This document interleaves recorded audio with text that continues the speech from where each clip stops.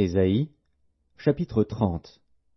Malheur, dit l'Éternel, aux enfants rebelles, qui prennent des résolutions sans moi, et qui font des alliances sans ma volonté, pour accumuler péché sur péché. Qui descendent en Égypte sans me consulter, pour se réfugier sous la protection de Pharaon, et chercher un abri sous l'ombre de l'Égypte. La protection de Pharaon sera pour vous une honte, et l'abri sous l'ombre de l'Égypte une ignominie. Déjà ses princes sont à Tsoan, et ses envoyés ont atteint Anès.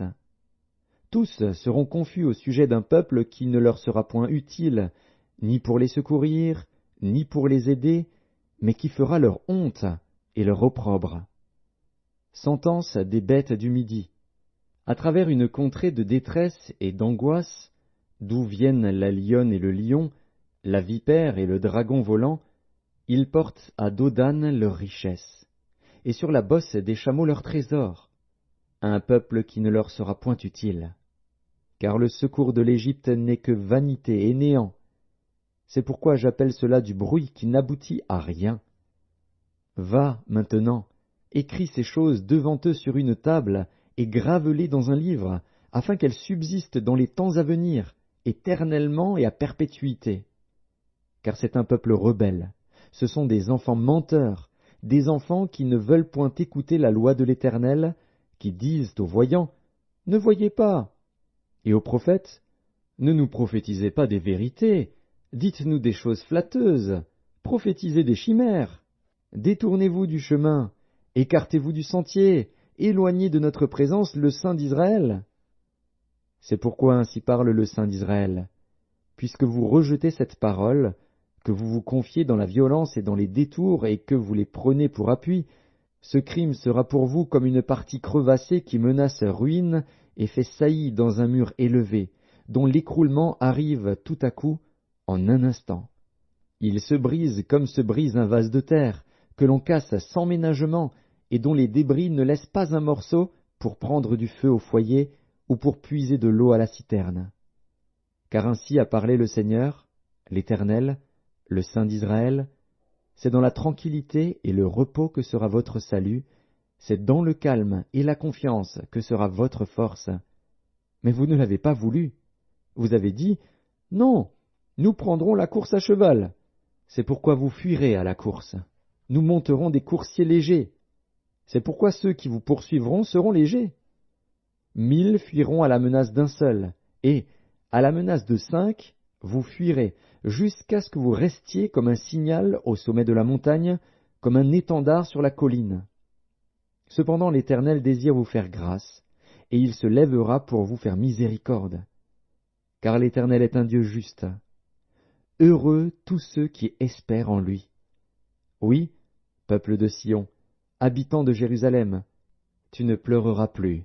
Il te fera grâce quand tu crieras. Dès qu'il aura entendu, il t'exaucera.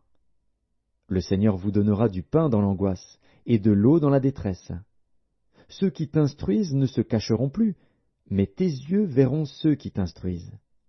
Tes oreilles entendront derrière toi la voix qui dira, « Voici le chemin, marchez-y. » Car vous iriez à droite ou vous iriez à gauche. Vous tiendrez pour souiller l'argent qui recouvre vos idoles et l'or dont elles sont revêtues. Tu en disperseras les débris comme une impureté. Hors d'ici, leur diras-tu. Alors il répandra la pluie sur la semence que tu auras mise en terre, et le pain que produira la terre sera savoureux et nourrissant. En ce même temps, les troupeaux paîtront dans de vastes pâturages. Les bœufs et les ânes, qui labourent la terre, mangeront un fourrage salé, qu'on aura vanné avec la pelle et le vanne.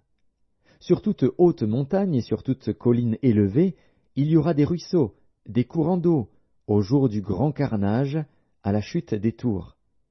La lumière de la lune sera comme la lumière du soleil, et la lumière du soleil sera 7 fois plus grande, comme la lumière de 7 jours, lorsque l'Éternel bandera la blessure de son peuple, et qu'il guérira la plaie de ses coups.